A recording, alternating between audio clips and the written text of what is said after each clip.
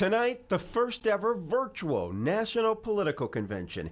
It is not at all what Democrats imagined, but the pandemic derailed the party's big plans for Milwaukee, where former Vice President Joe Biden was set to accept the presidential nomination.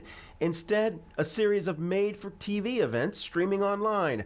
The party faithful, including Illinois delegates, fulfilling their duties from home. Last night, an Illinois reception. Welcome everyone to our welcoming reception. Keep in mind that the reason we are here on Zoom is because of the failure of President Trump and his administration to take the pandemic seriously. I feel a surge of pride in our Democratic ticket and a wave of enthusiasm sweeping across the state. We need to be focused on making sure that Democrats, from the top of the ticket to the last place on the ballot, have resounding success. Tonight's program features speeches from Senator Bernie Sanders, running mate finalists Michigan Governor Gretchen Whitmer, Representative James Clyburn, former Republican Governor John Kasich, and Senator Amy Klobuchar.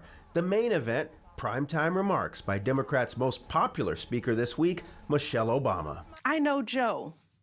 He is a profoundly decent man, guided by faith. Joe Biden begins his convention week leading President Trump in polls nationally. An NBC News Wall Street Journal poll shows 50% of registered voters choose Biden compared to 41% for Trump.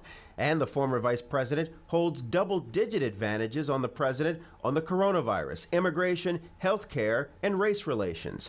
But President Trump leads on which candidate would do a better job handling the economy, 48% to 38%.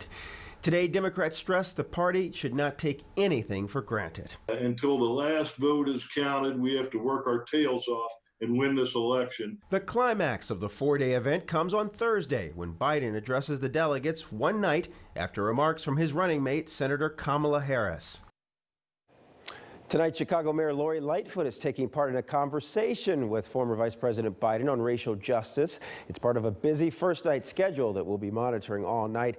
Lots of work for Biden to do this week. That poll that we cited earlier shows a majority of voters say they are either uncertain or pessimistic about the job Biden would do as president.